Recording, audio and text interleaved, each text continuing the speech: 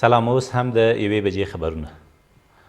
11 طالبان په غزني کې د افغان ځواکونو په هوایي عملیاتو کې ووژل شول.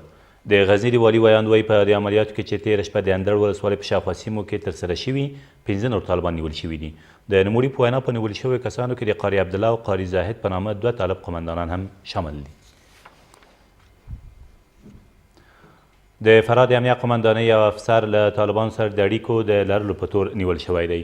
کورنۍ چارو وزارت د یوې خبرپاڼې په خپرولو سره وایي دا کس د روان کال د لیندۍ پر 4مه په هغې پیښه کې چې د 22 پولیسو د وژل کېدو لامل شو د جنایي جرمونو پر وړاندې د مبارزې ادارې له لوري مسؤل پیژندل شوی او 13 ورځ نیول شوی دی. د خبرپاڼې له مخې نیول شوی کس د زیاتو څېړنو په موخه څارګر ملي ادارې ته سپارل شوی دی. له دې سره سم د هرات پولیسو یو کس د وسلوالو غلاو په تور نیولی دی. دا کس 13 ورځ د هرات ښار د 5مې ناحیې له شاوخوا سیمو د پولیسو له لوري نیول شوی دی. د هرات د امنیه قمندانۍ ویان زیاتوي نیول شوي کس په خپل جرم اعتراف کړی او یوه چاړه هم ترې ترلاسه شوې ده. ټاکل شوې نن د ولسمشریزو ټاکنو د نوماندانو د نوملیکنې بهیر په رسمي توګه پیل شي. د ټاکنو خپلواک کمیسیون وایي د ولسمشریزو ټاکنو د نوماندانو د نوملیکنې بهیر د پیل په موخه ټول چمتووالی نیول شوی او دغه پروسه به نن پیل او 12 ورځې دوام وکړي.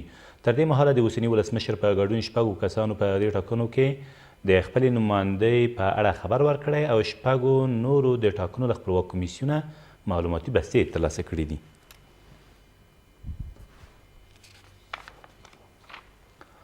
هالند د امریکا له وروستۍ پریکړې چې غواړي له سوریې خپل ټول ځواکونه او له افغانستان خپل نیمایي ځواکونه وباسي خپله اندېښنه په ډاګه کړې ده.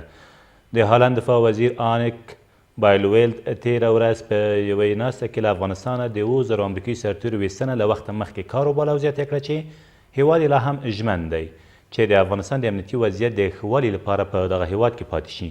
هالند همګړۍ 100 سرتیري د پرېکنده ملاتړ ماموریت په چوکاټ کې په افغانستان کې لري. دا په داسې حال کې ده چې افغان حکومت له افغانستان د بهرنیو ځواکونو وتنه د هیواد پر امنیتي وضعیت بې اغېزې بولي. او د امریکا د جمهوریت پال ګوند مخکښ غړي لینسي ګراهام د ولسمشر ټرمپ د وروستۍ پریکړې په اړه چې غواړي له سوریه او افغانستانه خپل ځواکونه وباسي د مشرانو جرګې د استماعي غونډې د بیړنۍ ناستې د جوړېدو غوښتنه کړې ده.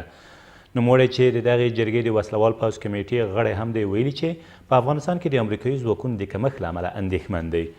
دغه امریکایي سناتور همداراز وایي چې داعش په افغانستان کې ماتې نه ده خوړلې او په وینا یې د دغې ډلې د ګواښونو کچه د تېر کال پرتله لوړه شوې ده. امریکا د همګړۍ څه باندې 14,000 سرتیري په افغانستان کې لري او د ولسمشر ټرمپ د پریکړې له مخې ټاکل شوي په څو راتلونکو اونیو کې نږدې 2000 امریکایي سرتیري بیرته خپلو کورونو ته ستانه شي. دا تر دې مهاله وروستي خبرونه، تر بیا مو الله مل.